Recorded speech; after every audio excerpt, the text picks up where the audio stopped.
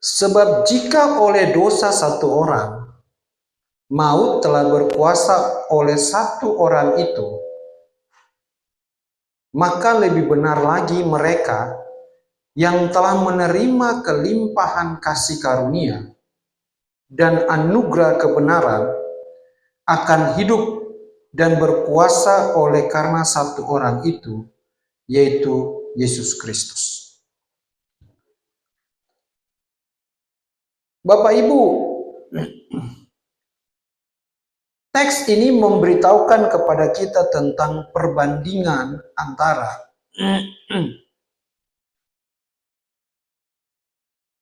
Adam yang pertama dan Adam yang kedua. Nyatanya, teks ini memberitahukan pada Bapak Ibu dan saya tentang apa yang bunyi ya Pak? Teng, teng, ini ya. Suaranya ke situ ya Pak Bro. Oh, dia stoningnya kemana ya? Maaf. Cek. Nah, cek. Oh ini nih. Cek, cok. Nah, sip. Oke. Roma pasal 5 ayat 17 itu, Bapak Ibu, biar itu Pak Jo punya urusan dia di sana. Kok kesini?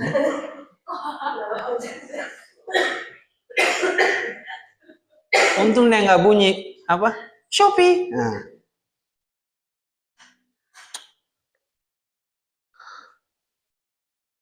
Itu bicara tentang perbandingan antara Adam yang pertama dan Adam yang kedua. Nah,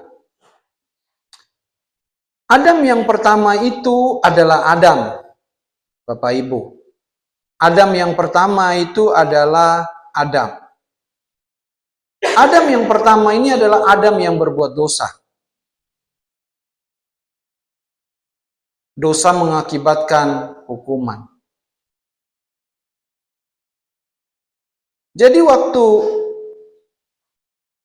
Roma pasal 5 ayat 17 berkata, jika oleh satu orang maut telah berkuasa oleh satu orang itu, maka karena Adam, kenapa disebut Adam bukan Hawa?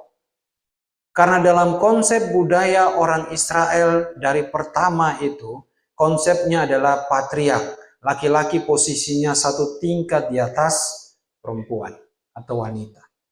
Dalam beberapa suku tertentu di Indonesia juga begitu kan? Laki-laki selalu diutamakan dibandingkan perempuan. Padahal tidak selamanya laki-laki lebih baik dari perempuan kan? Iya. Jadi karena Adam, makanya disebut Adam yang pertama dan Adam yang kedua. Oleh karena Adam itulah, maka dosa itu telah masuk ke dalam seluruh umat manusia. Satu kali ada seorang bertanya pada saya, Pak, saya kan tidak buat dosa. Kok saya disebut orang berdosa? Karena kamu dikandung dari orang berdosa.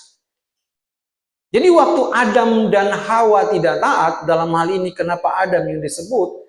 Karena konsepnya adalah patriark. Laki-laki yang mengepalai atau laki-laki satu tingkat di atasnya. Jadi kalau ada ibu-ibu yang agak sedikit viral di luar sana, lalu dia sudah punya suami, yang dilihat adalah suaminya. Kemampuan seorang suami mengepalai rumah tangga itu menentukan bagaimana rumah tangga. Nah, karena satu orang yang namanya Adam, maka dosa itu masuk dan maut telah berkuasa.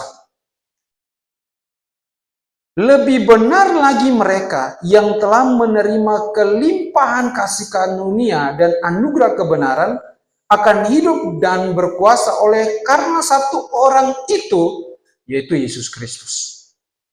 Maka Adam yang pertama itu memberi dosa. Adam yang kedua, yaitu Yesus, itu memberi kebenaran. Nih.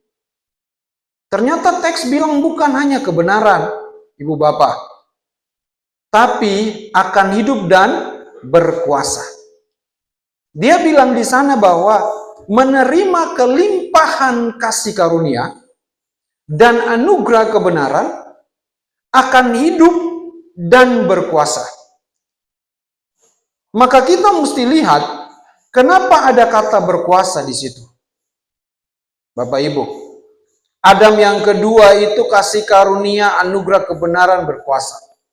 Saudara-saudara, konteks Roma itu bicara tentang pembenaran oleh iman atau pembenaran melalui iman kepada Yesus Kristus. Nah, kata berkuasa ini, Ibu Bapak, yang saya sudah tulis di sini,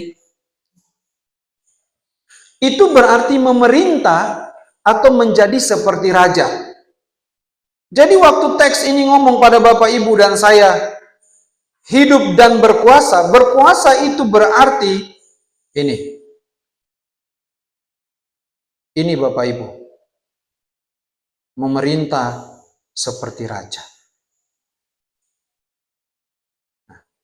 Memerintah seperti raja. Jadi oleh Yesus, saudara-saudara, jadi oleh Yesus Kristus, Bapak Ibu, kita semua bukan hanya menerima kasih karunia. Kasih karunia itu apa? Sesuatu yang diberikan kepada objek yang menerima sesuatu yang dia tidak layak untuk terima. Itu kasih karunia. Jadi Yesus mengakhiri hidupnya di kayu salib, supaya kita yang berdosa ini tidak berdosa. Kita menerima pembenaran oleh kematian Kristus di kayu salib. Itu kasih karunia. Dan itu anugerah kebenaran. Jadi kebenaran itu pemberian secara cuma-cuma tanpa usaha dan jerih lelah kita.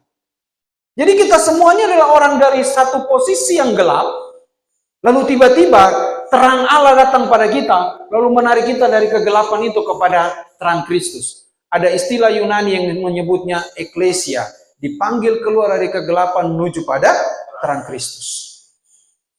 Kasih karunia itu adalah kita menerima sesuatu yang kita nggak layak untuk terima. Anugerah pembenaran itu adalah kita tidak melakukan apa-apa, tapi kita dibenarkan. Itu sebabnya setiap kali selalu diingatkan bahwa pandanglah karya salib yang dilakukan oleh Yesus Kristus itu. Karena di karya salib itulah kehidupan kita yang sebenarnya. Kalau Bapak Ibu lihat realita yang sedang Ibu Bapak hadapin, problema, permasalahan, tantangan, rintangan, lalu lupa melihat karya salib, maka secara tidak langsung Bapak Ibu akan perlahan-lahan sampai pada titik depresi. Pada titik hilang keyakinan hidup, hilang pengharapan. Roma mengatakan bahwa pengharapan itu sama seperti Saul. Bukan Saul, kalau Saul nenggolan itu orang Batak. Saul yang dicakarkan atau ditanamkan di dalam laut untuk menahan kapal yang besar. Jadi kalau orang tidak punya pengharapan dalam hidup, dia sudah sedang menuju pada kematian secara perlahan-lahan. Jadi dalam semua perjalanan hidup yang penuh dengan problematika ini, yang penuh dengan pergumulan, tantangan, rintangan ini, Bapak Ibu tidak boleh lihat itu. Tapi mesti lihat karya salib. Karena di karya salib itulah semua yang kita butuhkan sudah tersedia di sana. Saya mundur jauh ke belakang sebelum manusia jatuh dalam dosa.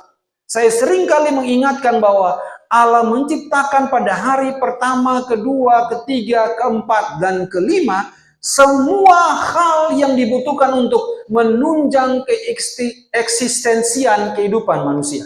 Manusia ditaruhnya terakhir. Waktu Bapak Ibu pergi ke restoran, sudah disediakan apa namanya? Daftar menu. Ya kan? Waktu mereka ngasih daftar menu, menurut Bapak Ibu, ada nggak persediaan untuk memasak menu yang di situ? Kita pergi ke restoran ya, nggak usah jauh-jauh lah, ke restoran seafood lah. Semua yang ditulis di daftar menu itu, menurut Bapak Ibu ada nggak bahan mentahnya? Ada. Tinggal kita order. Kepiting saus tiram, kepiting saus padang, kepiting nggak punya harga, udang, goreng, tepung, tinggal tulis. Kita menyesuaikan yang selera atau mood pada hari itu. Kita tulis. Panggil pelayannya, Dia baca kembali. Ini ya Pak, satu porsi saus padang, saus tiram, ini buyung hai, lain sebagainya. Lalu dia ke belakang. Dia ke belakang, dia ngapain? Dia sediain orderan kita. Jadi waktu mereka buka restoran itu, mereka sediain bahan makanan itu. Waktu kita datang, kita nggak bilang cari dulu di laut. Kita tinggal tulis. Dalam tempo sesingkat-singkatnya seperti menulis proklamasi kemerdekaan, tiba-tiba keluar dengan harum yang menggoda atau membangkitkan selera. Waktu Allah menciptakan semua ini, tujuannya cuma satu. Yang terakhir itu datang untuk menikmati semua yang diciptakan. Jadi,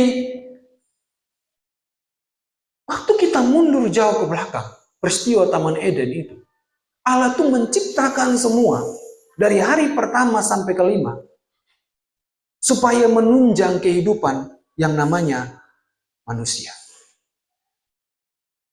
Maka waktu saudara-saudara ada dalam namanya pergumulan, namanya kesulitan hidup, namanya kesukaran, saudara nggak boleh hanya lihat itu. Apalagi lihat orang baru datang. Saudara lihat saya aja.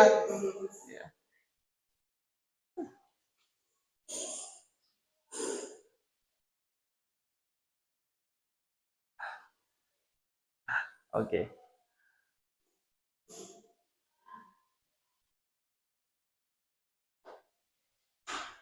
Pintunya terkunci. Oh.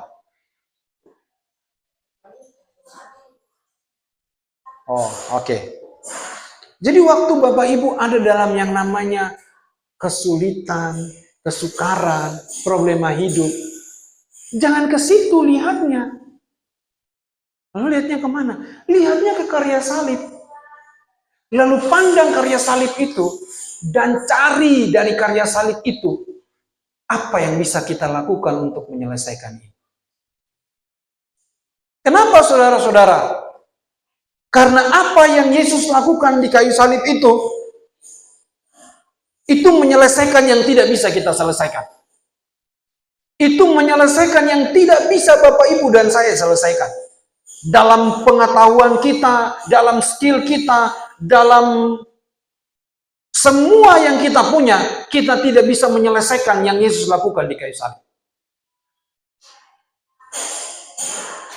Itu sebabnya Bapak Ibu, waktu Alkitab berkata, Roma pasal 5:17 mengatakan begini, anugerah kebenaran dan kasih karunia, maka dia melakukan yang tidak bisa kita lakukan, dan dia memberikan yang kita tidak layak untuk terima. Tapi tidak sampai di situ, akan hidup dia tambah dan berkuasa. Tadi saya bilang pada ibu bapak kan, berkuasa itu berarti memerintah seperti raja. Maka saya tarik mundur jauh ke belakang sampai ke Taman Eden. Waktu Allah berkata begini pada Adam dan Hawa, berkuasalah dan taklukkannya semua itu. Waktu Allah berkata begitu, apakah ada satu ciptaan selain manusia yang bisa melawan atau memberontak? Tidak ada. Roma mengulangi bahwa berkuasa itu berarti kamu memerintah seperti raja. Nah, pertanyaan yang sederhana adalah begini, siapa yang melihat dirinya adalah anak raja? Siapa yang melihat dirinya raja? Kita selalu melihat diri kita adalah orang terbatas. Kita selalu melihat diri kita adalah orang yang tidak punya kemampuan lebih. Kita selalu melihat diri kita adalah orang-orang yang kurang dari segi ini dan segi itu. Waktu kita melihat diri kita dalam segala keterbatasan, maka kita mendegradasi karya salib itu. Waktu Bapak Ibu mengucapkan bahwa saya percaya Yesus, itu harus dibarengi dengan kesadaran penuh bahwa ada sesuatu yang diberikan dalam kepercayaan pada Yesus itu. Roma bilang tadi, memerintah seperti raja. Saya mau pindah dulu ke 1 Korintus, Bapak Ibu.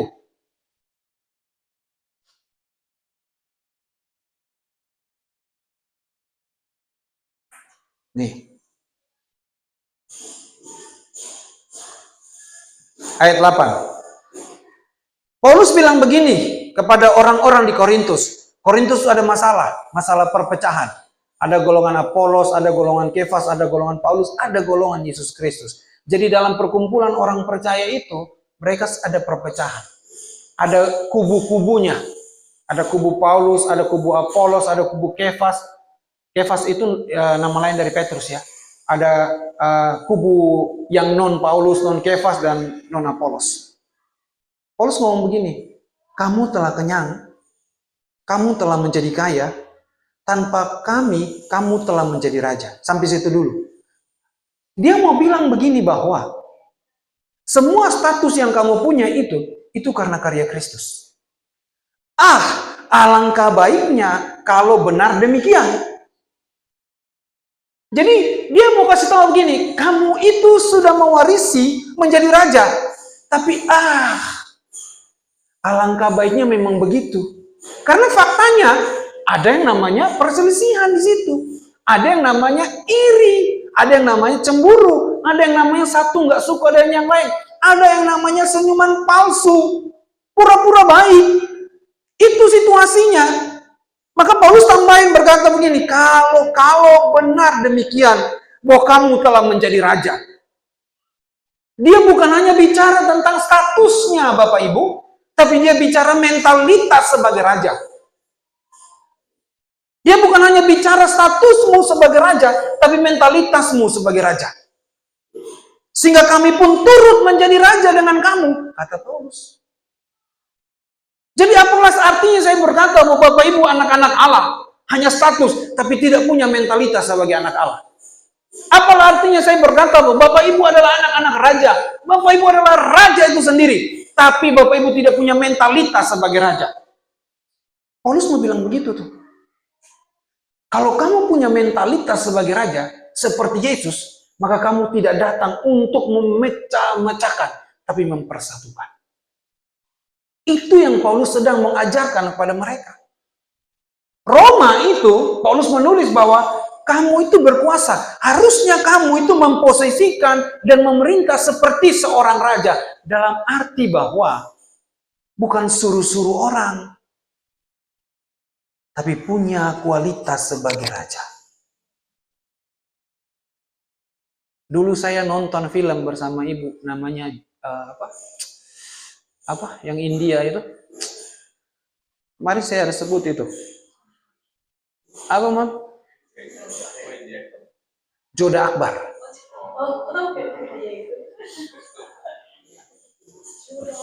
Kan itu menceritakan tentang Jalaluddin Agung. Jadi saya baca itunya, saya baca sejarahnya, ternyata Jalaluddin itu adalah orang yang mempersatukan India Raya. Padahal dia buta huruf. Dia nggak bisa baca. Tapi dia punya kemampuan. Skill. Orang tuh nggak bisa bodoh-bodohin dia. Waktu dia menikah dengan si Joda yang beda agama itu, makin besarlah kerajaan. Karena Joda itu berhikmat. Nah, harusnya saya tidak ngomong ini di mimbar ya, tapi ini cuma contoh. Kalau saudara punya mentalitas sebagai raja, saudara tuh mempersatukan. Saudara nggak lihat ini perlu atau tidak. Yang saudara lihat bagaimana supaya semua ini aman dalam kebersamaan. Yang menjadi visimu adalah gini, gimana supaya keluarga saya ini makin hari makin baik. Apa yang perlu dicangkokkan dan apa yang perlu dicabut dan dibuang. Secara spiritual, apa yang mesti dicangkokkan? Secara fisik, apa yang mesti dibuang? Kita bukan hanya mikir tentang bagaimana menghasilkan uang yang banyak, tapi kita mikir juga bagaimana manusia spiritual kita ini dan manusia jasmani kita ini menjadi sebuah hidangan yang menyukakan hati Tuhan. Kemarin kita makan martabak kan? Saya tanya Bapak Ibu, ayo jawab jujur, enak enggak? Enak. Saya juga bilang itu enak. Tapi coba kita bandingkan martabak yang harga 20.000. Ayo siapa yang bilang 20.000 itu enak? Dibandingkan dengan yang kemarin. Kenapa? Karena bahannya berkualitas. Kenapa? Karena semua yang dipakai untuk menghadirkan martabak itu yang berkualitas. Dan kalau ada dua pilihan, di situ saya yakin ibu bapak semua pilih yang triple 7 itu. Kalau saudara mau menyajikan hidangan di hadapan Tuhan, itu bukan masalah tentang pemberian persembahan saudara. Bukan masalah apa yang saudara bawa ke dalam gereja itu. Tapi ini nih, seluruh keberadaanmu dari ujung rambut sampai ujung kaki dan ornamen di dalamnya itu hati, pikiran, dan perasaan. Karena kalau itu sudah menjadi persembahan yang bernilai, maka yang kamu kasih di luar itu akan sangat bernilai. Dia lagi ngomong, oh kamu itu raja. Maka mentalitasmu mesti raja. Kamu harus berlaku benar-benar sebagai raja yang sah. Bukan hanya dalam angan-angan semata. Bukan hanya dalam bayang-bayang semata. Maka dia bilang begini, alangkah baiknya kalau benar demikian. Alangkah baiknya kalau memang benar bahwa kamu adalah raja. Karena kalau kamu raja, itu terbukti dari bagaimana keberadaanmu ada di situ. Waktu kamu hadir, beri apa di situ? Waktu kamu ada apa di situ?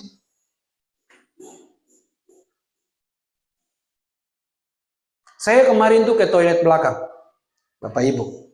Saya di toilet belakang kan, saya lihat ada bercak-bercak itu kan, apa namanya, kaki. Tahu nggak yang saya ingat siapa? Bu Maya. Kenapa? Karena kita harus akuin bahwa tanpa Bu Maya dalam tanda kutip ya, saudara-saudara, visi gereja yang kayak begitu itu memang jadi pekerjaan yang ada yang sudah tanggung jawabnya. Maka saya juga minta Bapak Ibu nih, kalau mau masuk ke toilet, lap dulu sepatumu yang mahal itu, supaya jangan basah. Jadi masuk di dalam gak bercak-bercak. Kalau pakai tisu, buang di belakang sana. Terus kalau ada ini sedikit, bolehlah pakai tisu dilap. Kenapa saya ingat Bu Maya? Karena memang seolah-olah itu tanggung jawab dia. Berarti kehadiran dia di dalam gereja ini ada fungsinya. Mungkin pada satu sisi dia tidak memberi uang yang banyak hari ini. Mungkin besok banyak ya. Kita nggak tahu besok ya. Tapi ada tenaga yang dikasih. Tadi pagi di rumah ibu bilang sama saya, kita belum ada persembahan. Ya udah nanti di gereja. Gimana? Ada Pak Meko. Maksudnya bukan minta uang ke dia. Jangan salah paham.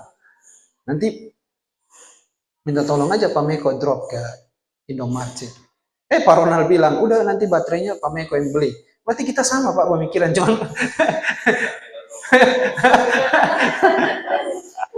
jadi sebenarnya Pak Meko tukang suruh-suruh, bukan. Maksud saya gini Bapak Ibu, kita semua tuh punya peranannya. Dan gak ada orang berkata, kok saya yang ini sih, kok dia yang itu.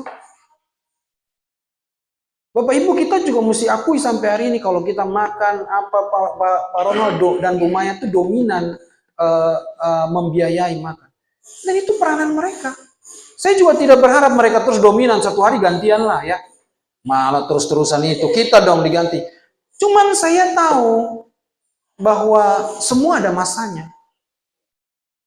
Maka kita nikmati sekarang bahwa kalau kita diberi kepercayaan itu, lakukanlah itu dengan sepenuh hati. Kalau ada masalah hal-hal soal begini, yang kita ingat siapa? Pak Jo. Maka dia jangan sampai kenapa-napa dan gak ke gereja. Akan repotlah perjalanan ini. Ya. Saudara kalau punya mental raja, saudara ngelihat bahwa saya bisa berfungsi loh di situ. Saya nggak perlu jadi Pak Ronald, saya tidak perlu jadi Pak Jo, saya tetap jadi Pak Meko. Kenapa? Mentalmu raja. Kamu nggak mikir bahwa ini lebih rendah, itu lebih tinggi. Saudara juga akan bilang gini, coba saya yang jadi gembala. Aduh, gantian yuk. Silahkan. Ini kita suruh kodaut aja di sini ya. Bapak Ibu, mental raja itu bikin kita gini. Saya tahu ini porsi saya sekarang. Itu membuat saya mengerjakannya dengan apa? Sungguh-sungguh. Saya mau bilang pada Bapak Ibu nih, saya kasih tahu Bapak Ibu dengar baik-baik ini. Apalah arti Lagoen yang umur 2 tahun, 3 tahun itu. Kita semua mesti bergorombolan ke sana. Apalah artinya Goen dalam tanda petik. Tapi kan kita bukan lihat Goennya itu. Kita melihat itu jiwa yang dipercayakan Tuhan kepada kita. Jadi mari kita rame-rame ke sana. Habisin waktu 4 jam sampai 5 jam. Yang akhirnya kopi yang keluar juga kopi manis. Gak minum gak enak kan? Tapi mentalnya bukan begini. Cuman anak-anak lah. Saya bikin alasan lah, saya gak usah pergi lah. Padahal tahu nggak Bapak Ibu? Saya kemarin udah schedule tuh jadwal saya. Saya mau pulang, saya mau tidur, nanti sebentar sore ada yang saya mau kerjain. Ternyata nggak jadi. Saya pergi bersama Bapak Ibu ke jenguk Gwen. Saudara-saudara, kalau kita pada posisi bermental raja, kita tahu bahwa ini kepercayaan yang Tuhan kasih. Dan ini mesti dikerjain sungguh-sungguh. Tanpa mengeluh berkata bahwa, oh begini ya, harus begini ya, kan harusnya begini, kan aku jangan di sini, mestinya begini dong. Kita nggak begitu, kita cuma menatap Yesus dan berkata, Tuhan aku melakukan buat kamu. Iya, aku nggak melakukan buat pendeta, aku tidak melakukan buat gereja ini, aku melakukan buat Tuhan. Jadi kalaupun yang bisa kulakukan sekarang yang Tuhan percayakan hanya dari satu pintu untuk bersihin pintu yang lain, aku kerjakan dengan sungguh-sungguh. Kenapa? Karena bukan mental disuruh-suruh. Mentalmu raja. Raja itu selalu berpikir gimana supaya aman ini semua yang diperintah. Kalau aku hanya bisa lakukan ini yang kulakukan dengan sebaik-baiknya. Dengar saya Bapak Ibu, satu kali mertua saya bertanya begini pada saya. Amang, nama saya Delon bukan Amang ya. Amang, Bapak mau tanya, kenapa Pak? Dulu banyak orang yang Bapak bantu. Yang gak bisa nyanyi, Bapak ajak nyanyi sampai bisa nyanyi. Yang gak punya job, Bapak kasih job. Tapi kenapa sekarang mereka lupa dengan Bapak? Saudara-saudara, saya gak tahu jawabannya. Saya gak jawab. Tunggu ya Pak, saya bilang gitu. Tunggu ya Pak. Kan Bapak belum pulang, kan nanti saya kasih tahu.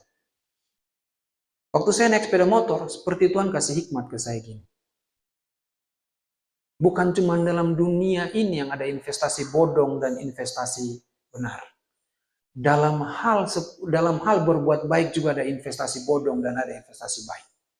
Saya ketemu jawabannya, saya pulang saya jawab ke papa mertua saya. Dengar Pak, begini Pak. Waktu Bapak memberi kebaikan kepada si A, itu Tuhan yang suruh apa enggak? Karena waktu Bapak kasih bukan karena Tuhan yang suruh, hanya karena belas kasih Bapak. Bagus kalau belas kasih. Tapi itu karena Bapak hanya mau melakukan supaya dilihat dia, supaya dipuji dia. Itu yang disebut dengan investasi bodong. Kita melakukan bukan karena Tuhan yang suruh. Waktu kita kasih itu ke dia, dia tidak berbunga menjadi sesuatu yang berarti buat kita. Tetapi waktu Bapak ngasih ke orang yang Tuhan taruh di hati Bapak untuk ngasih,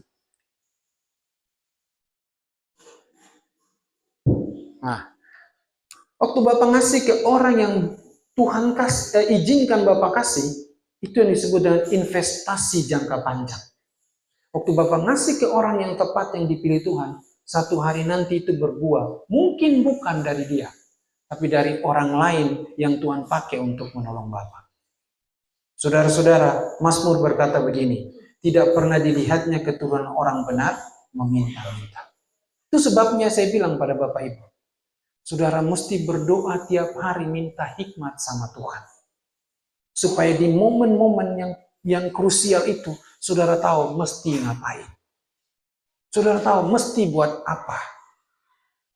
Saudara tahu bahwa saudara mesti bikin bagaimana. Mati lagi ini berarti habis baterainya. Itu sebabnya setiap hari sebelum Bapak Ibu memulai hari, Bapak Ibu harus mulai dengan yang namanya saat teduh. Harus mulai dengan yang namanya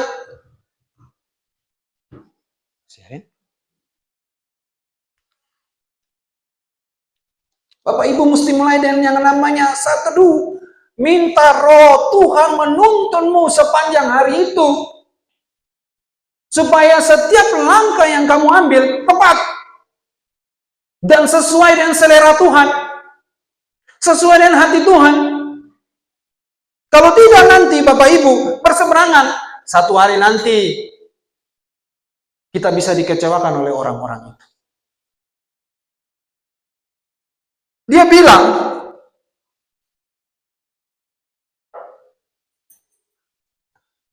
coba Ibu Bapak lihat ayat 7.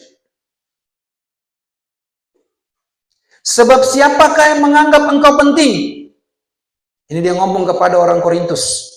Dan apakah yang kau punyai yang tidak engkau terima? Dan jika engkau menerimanya, mengapa engkau memegahkan diri seolah-olah engkau tidak menerimanya? Paulus tuh mau kasih tahu begini, pembenaran yang kamu punya itu dari Allah. Tapi kamu berlaku seolah-olah kamu lebih baik dari yang lain. Kamu menganggap golonganmu lebih benar daripada golongan Kefas. Akhirnya kamu lihat dirimu lebih tepat, lebih berhikmat daripada golongan Apolos. Dia mau bilang, yang kamu punya hari ini, itu semua kamu terima. Dan harusnya kamu tidak memegahkan diri dari itu semua. Jadi kemampuan Bapak Ibu, saya langsung relevansikan aja. Kemampuan kita untuk beradaptasi dengan semua situasi yang sedang kita hadapi dalam konteks gereja, itu semua karena karunia Allah dalam diri kita. Itu pengalaman yang Bapak Ibu dapat, dan itu adalah tangan Allah yang tersembunyi menyertai kita di situ. Semua yang Bapak Ibu sekarang terima dalam usaha, dalam pekerjaanmu, ada peranan Allah di sana. Sebab itu, kalau orang yang kaya karena usahanya tanpa mengenal Tuhan, dan orang yang kaya karena usahanya karena mengenal Tuhan, pasti bereaksi beda. Satu waktu ada orang kaya berkata begini, Pak, saya emang gak butuh Tuhan. Saya juga kaya karena saya usaha sendiri. Nah, saya butuh Tuhan untuk apa? Lalu saya jawab begini, saya tidak usah sebutin nama ya, Bapak Ibu. Terus sebutin juga Bapak Ibu gak kenal kali ya. Pak, saya nggak butuh Tuhan kok. Saya kerja bangun pagi, saya atur strategi, bisnis saya mikirin bagaimana kerjasamanya, bagaimana ini, bagaimana itu. Saya butuh Tuhan buat apa? Saya tahu saya berhasil hari ini karena Tuhan. Jadi saya butuh Tuhan di bidang mana? Rumah tangga saya baik, saya nggak pernah selingkuh, istri saya sehat, anak-anak saya sekolah bagus, mereka juga jadi anak terpelajar, punya prestasi. Saya bayar gaji karyawan nggak pernah terlambat. Saya butuh Tuhan untuk apa? Bapak Ibu saya jawab begini, ya kalau untuk itu memang gak butuh Tuhan. Apalagi butuh Tuhan untuk apa lagi? Ya dong, sudah berhasil dia, rumah tangganya bagus, berarti kan dia bisa atur rumah tangganya. Istrinya sehat, istrinya cantik, anak-anaknya berprestasi, berarti dia bisa dong. Dia butuh Tuhan untuk apa? Kalau kita bilang begini, ya napas itu kan dari Tuhan. Loh kan saya gak pernah minta hidup, kenapa Tuhan kasih saya hidup?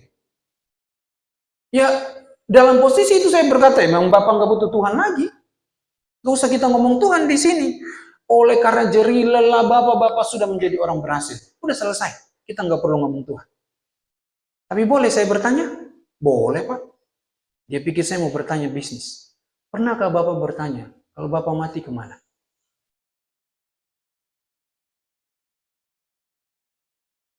Itu urusan Tuhan. Kalau begitu Bapak butuh Tuhan. Kalau orang-orang dalam Tuhan yang berhasil, dia bekerja, dia berusaha, dia berhasil, dia kaya, dia sukses, dia nggak akan bilang begini, ini semua karena jerih lelah saya, ini semua karena kemampuan yang Tuhan kasih buat saya. Maka saya berhasil.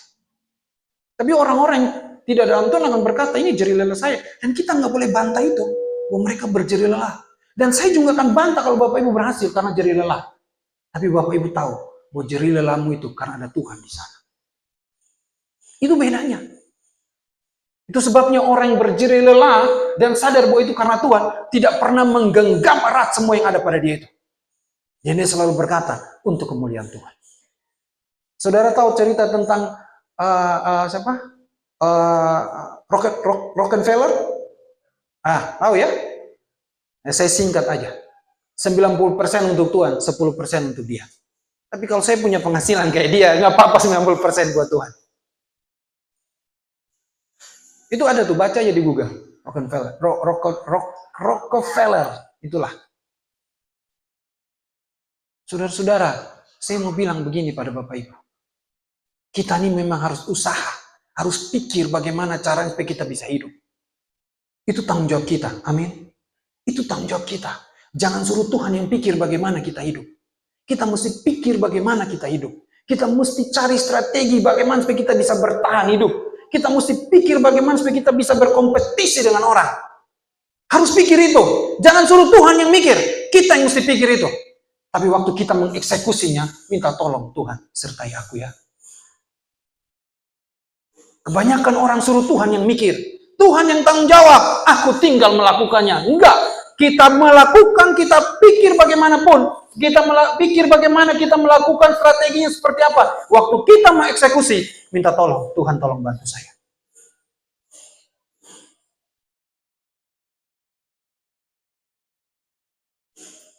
Saya ngomong begitu dasarnya apa? Dasarnya Yesus. Saya di mobil Baronel kemarin saya bilang, setelah Tuhan Yesus puasa selama 40 hari, Alkitab berkata dalam Matius pasal 4, lalu roh membawa dia kemana? Solaria. Anda salah. Roh membawa dia ke padang gurun. Lalu di padang gurun, roh tinggalin dia. Ngapain dia di padang gurun? Berhadapan dengan iblis. Bapak Ibu, kadang-kadang Tuhan Allah membiarkan kita berada sendiri di tengah-tengah rumitnya dunia ini.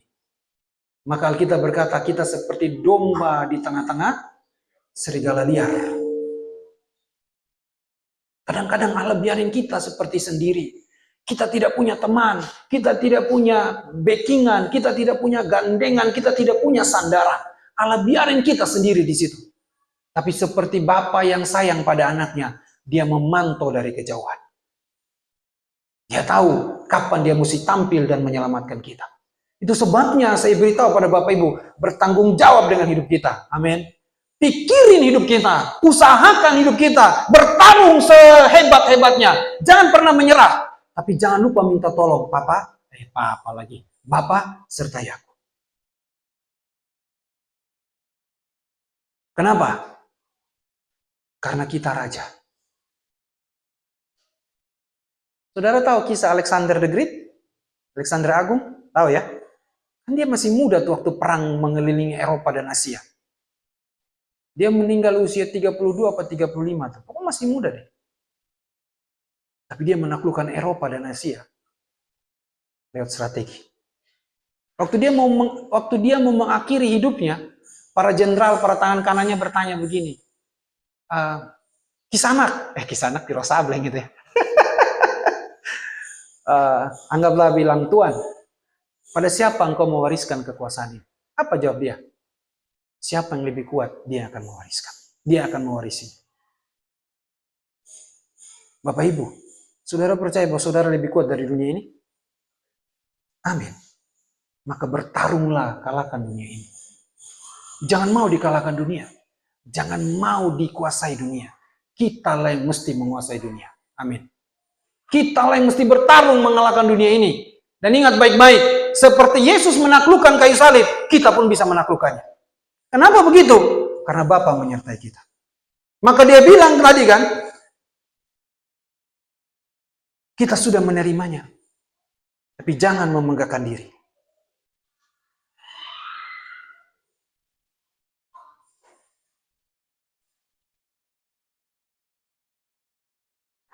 Paulus tuh ngomong Bapak Ibu, begini. Ayat 9. Menurut pendapatku, Allah memberikan kepada kami para rasul tempat yang paling rendah. Sama seperti orang-orang yang telah dijatuhi hukuman mati. Sebab kami telah menjadi tontonan bagi dunia, bagi malaikat-malaikat, dan bagi manusia. Pak Jo, tadi sudah muncul kan di situ kan? Waktunya kan? Hilang lagi. Oh, bisa salah nanti saya. Nggak apa-apa ya, dikit lagi ya. Jadi waktu dia ngomong memberitahukan orang-orang Korintus bahwa kamu tuh raja, tapi dia ngomong juga tentang dirinya. Paulus tuh ngomong tentang dirinya. Kami para rasul, tempatnya paling rendah. Kami ini menjadi tontonan bagi dunia, bagi malaikat-malaikat dan bagi manusia. Nanti saya sampai di teks di mana kenapa dia ngomong begitu. 10. Kami bodoh oleh karena Kristus.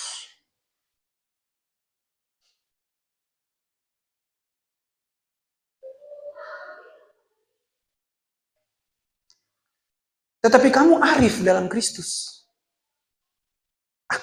Paulus lah, saya bilang Paulus.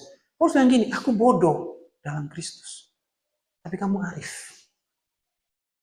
Arif itu padanan kata untuk bijak. Bukan Arif Surahman itu penjual es. Arif itu padanannya bijak. Dia menyebut dirinya rasul. Dalam strata kerohanian rasul itu posisinya tinggi. Sejajar sama Nabi. Tapi dia bilang, aku bodoh karena Kristus. Tapi kamu arif. Kamu yang raja tapi yang masih bermental tidak seperti raja itu dibilang Paulus arif. Bijak. Kami ini lemah, kata Paulus. Tapi kamu kuat. Kamu mulia, tapi kami hina. Nanti saya sampai pada kesimpulan di mana dia membicarakan apa itu. Jadi dia membuka mata orang-orang di Korintus dan membuka hati mereka untuk melihat bahwa yang ada pada mereka itu adalah kearifan, kekuatan, dan kemuliaan. Khotbah di gereja itu cuma satu tujuannya. Bapak Ibu sadar siapa Bapak Ibu? Itu sebabnya jangan balik ke manusia lama. Tapi mesti berdiri sebagai orang baru sekarang dalam Kristus. Bahwa aku siapa? Film Jackie Chan? Who am I? Kita tidak bertanya itu, sekarang kita tahu kita ini siapa. Aku orang arif. Aku orang mulia. Dan aku orang kuat. Kenapa? Karena berita Injil yang diberitakan tiap minggu kepada Bapak Ibu itu. Jadi kalau ada orang masih nangis karena pergumulan hidup, berarti Injil tidak merestorasi hidupnya.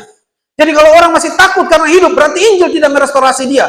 Kalau orang masih khawatir dengan perjalanan hidup, berarti Injil nggak merestorasi dia. Kalau ada orang masih malas, berarti Injil nggak merestorasi dia. Kalau ada orang masih sombong, berarti Injil nggak merestorasi dia. Kalau ada orang masih bohong, berarti Injil tidak merestorasi dia. Maka dia nggak pantas menyebut dirinya sebagai anak-anak Allah. Dia lanjut. Sampai pada saat ini kami lapar, haus, telanjang, dipukul, dan hidup mengembara. Kami melakukan pekerjaan tangan yang berat. Kalau kami dimaki, kami memberkati. Kalau kami dianiaya, kami sabar. Untuk apa? Untuk orang-orang Korintus itu. Saudara ingat Yesus? Waktu dia di aula besar milik Romawi itu. Diapain dia di sana? Dimaki, dihina, dicaci, diinjak, ditendang. Lebih buruk dari seorang penyamun. Makanya disuruh pilih waktu Pontius Pilatus bilang, kamu milih siapa? Yesus orang Nazaret atau Yesus Barabas? Saudara tahu Yesus Barabas? Dia bukan hanya seorang penyamun. Dia pemberontak politik yang mau menjatuhkan kepemimpinan Romawi di Yudea pada waktu itu. Jadi ini orang memang bahaya. Tapi lihat orang Israel berteriak, kami pilih Barabas. Lebih berarti Barabas daripada Yesus itu. Makanya waktu peristiwa di Gerasa itulah gambaran tentang nanti Yesus di hadapan Pontius Pilatus. Waktu mereka marah-marah dan berkata, pergi dari sini karena babi kami mati semuanya. Bagi mereka babi lebih berharga daripada orang yang diselamatkan Yesus. Bapak Ibu, kita nggak boleh begitu. Ada momen di mana kita mesti milih pekerjaan atau Tuhan. Tapi kita tetap harus milih Tuhan itu. Pak, kalau saya nggak ambil kalau pekerjaan ini saya ambil, Pak, 2 tahun saya nggak kerja, aman hidup saya. Tapi saya mau beritahu, jangan ambil, kamu mesti pilih Tuhan. Karena waktu kamu pilih Tuhan bukan cuma 2 tahun, selama kamu hidup, Tuhan mempertanggungjawabkan hidupmu.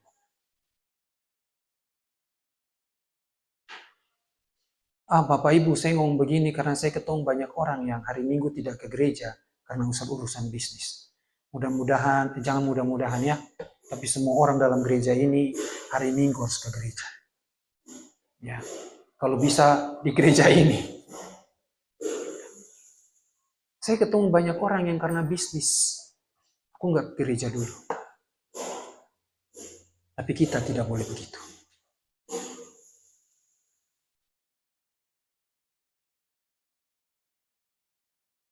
Kami dimaki, kata Paulus, tapi kami memberkati.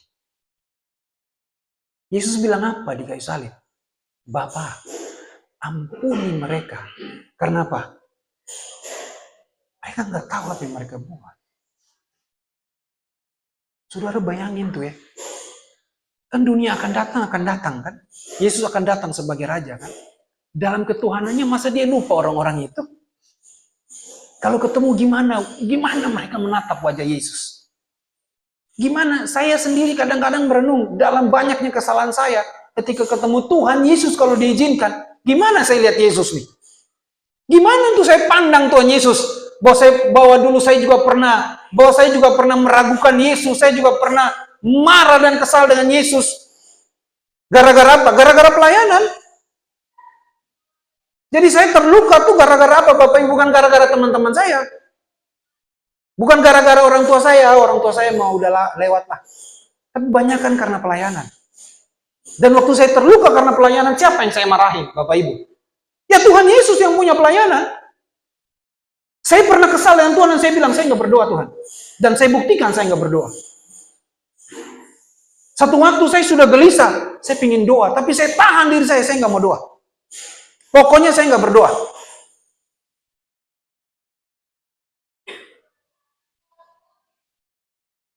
Kenapa? Karena pelayanan saya kecil. Karena pelayanan saya terluka. Saya semalam bilang sama ibu begini. Semua yang kita bicarakan tadi itu yang paling terbaik yang ada pada kita. Waktu kita ngobrol panjang lebar di rumah Pak Meko kan, dengan segelas kopi gula, dengan segelas gula pakai kopi, bukan kopi pakai gula ya.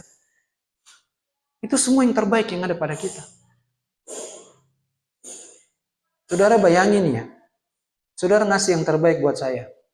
Pak makan yuk, makan. Pak ngopi yuk, ngopi. Pak beli sendal yuk, beli sendal. Tapi satu hari saya lukain saudara. Terluka nggak saudara? Enggak Pak, kami dalam krisis. Bohong.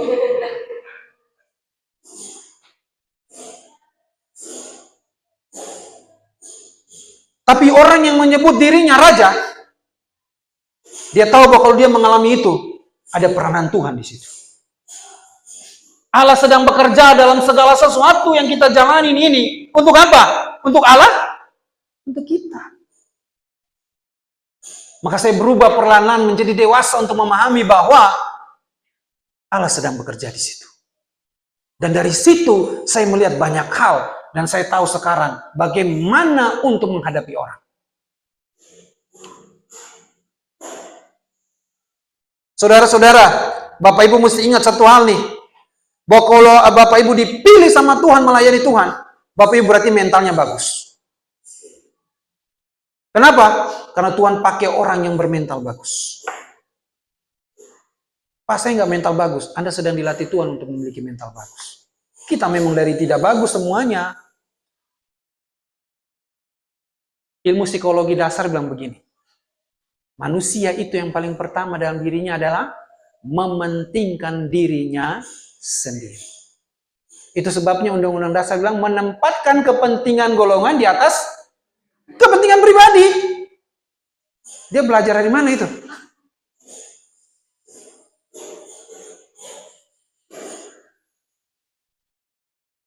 Kalau kita difitnah, kita menjawab dengan ramah. Bahkan kami telah sama dengan sampah dunia, sama dengan kotoran dari segala sesuatu sampai saat ini.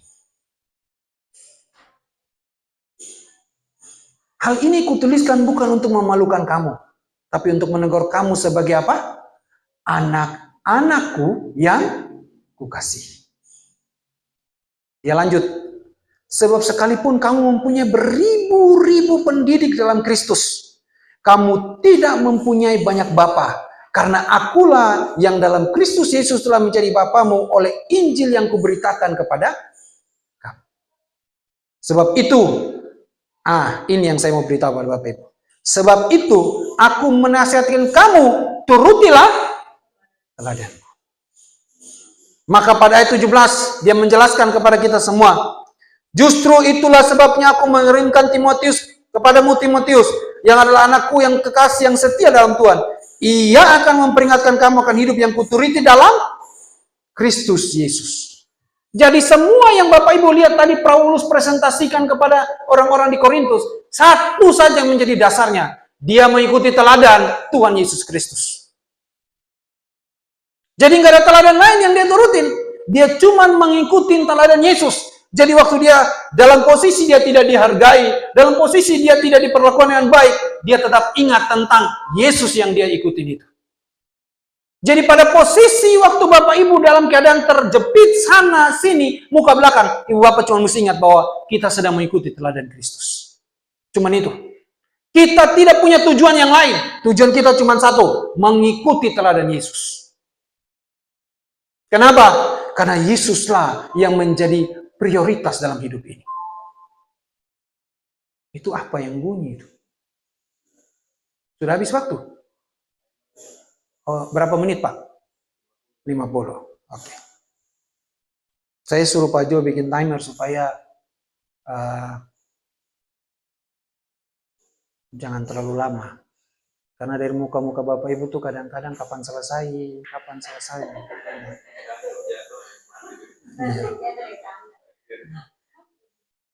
Ibu Bapak, kita mesti menjadi Yesus yang hidup. Nih, kita melakukan hal benar dan taat yang dampaknya kepada semua orang.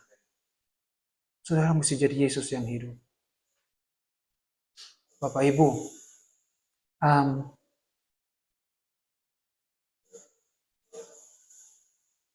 saudara ingat, ya saya tutup aja ya dengan ini ya, dengan peristiwa yang Ayub alami. Waktu anak-anaknya buat dosa, setiap pagi Ayub selalu datang pada Allah dan mempersembahkan korban. Untuk apa? Untuk mengampuni dosa anak-anak. Jadi keberkenan Allah itu karena lihat Ayub.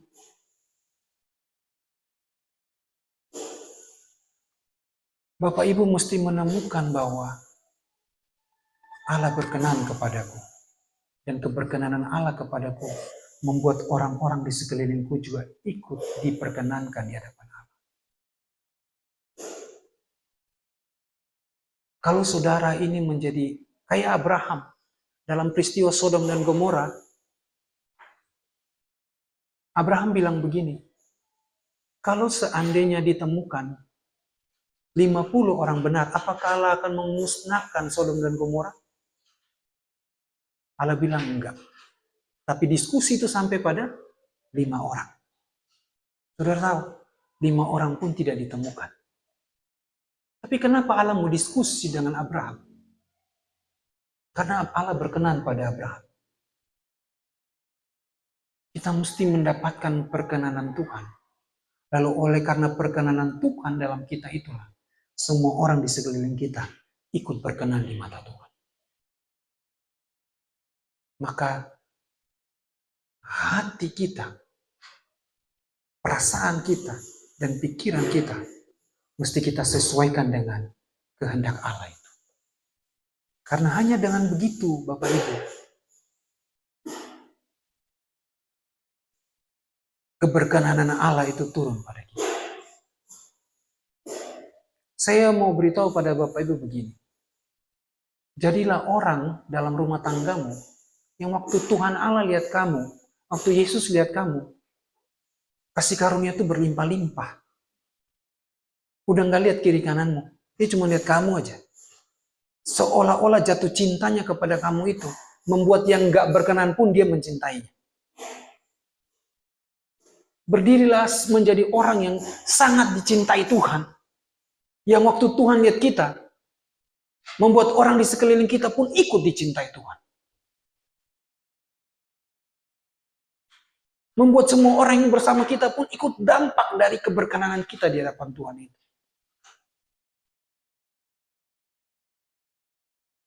Pastikan bahwa keberkenanan Allah kepadaku itu membuat semua orang di sekelilingku ikut berkenan.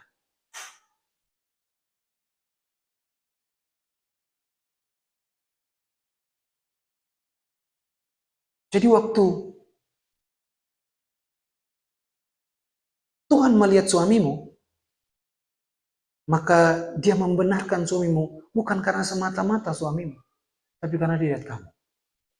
Waktu Tuhan lihat istrimu, bukan karena semata-mata istrimu, tapi karena kamu. Jadi kita ini menjadi orang yang memastikan bahwa ada keberkenanan Allah dalam kita. Lalu sekeliling kita pun ikut mengalami keberkenanan itu. Maka saya bilang pada Bapak Ibu, Yesus itu tidak pernah mengungkit-ungkit kesalahan kita. Belajar jadi orang yang tidak mengungkit-ungkit kesalahan. Belajar jadi orang yang selalu melihat perkenanan Allah yang besar pada saya. Sehingga saya lihat orang di sekeliling saya, perkenanan Allah yang besar itu juga saya berikan pada orang-orang itu. Lihatlah jadi orang-orang yang selalu optimis melihat ke depan, bahwa selama Tuhan Yesus ada, semua akan menjadi sangat baik buat kita. Dibandingkan orang yang membicarakan masa lalu dan menyesali masa lalu.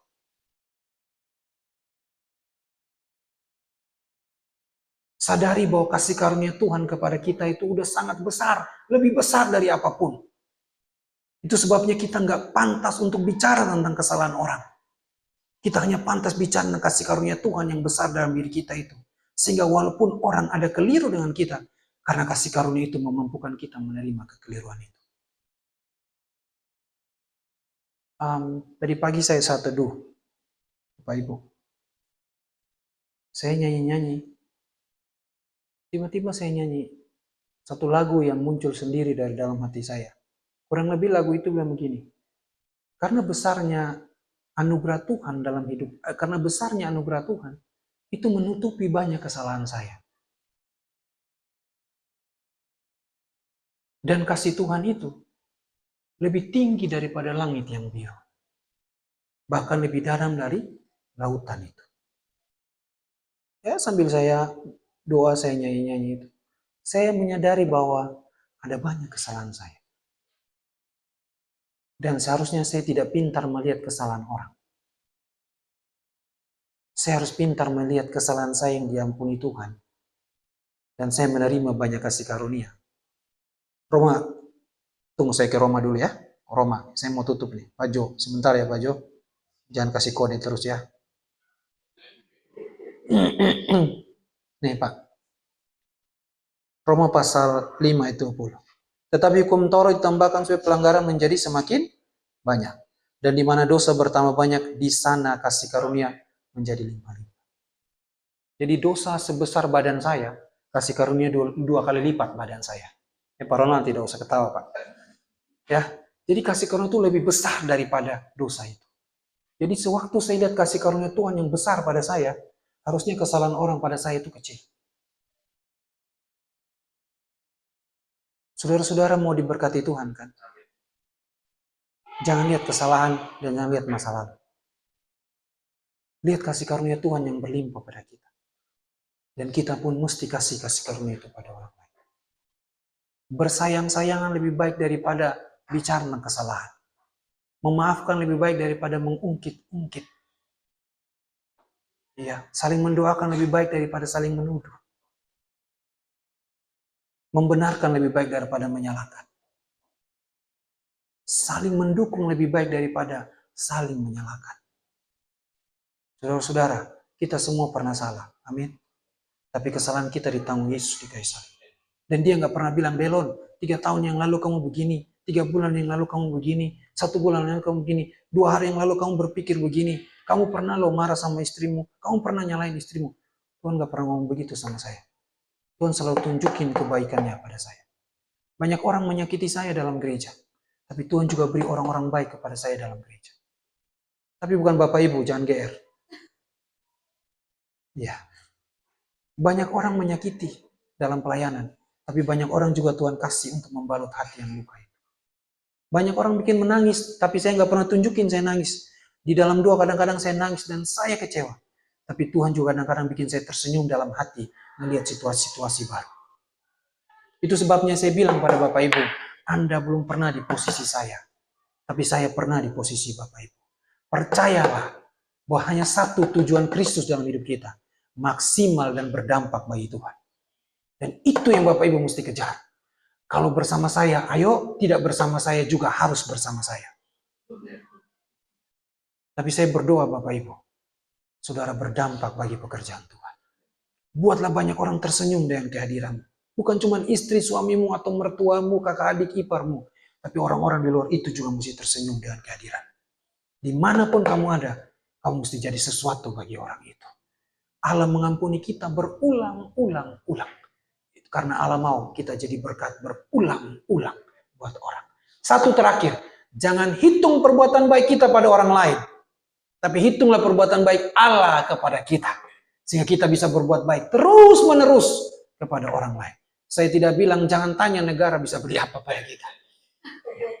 Tuhan menolong kita. Tuhan memberkati kita. Bapak Ibu, mari kita datang pada Tuhan.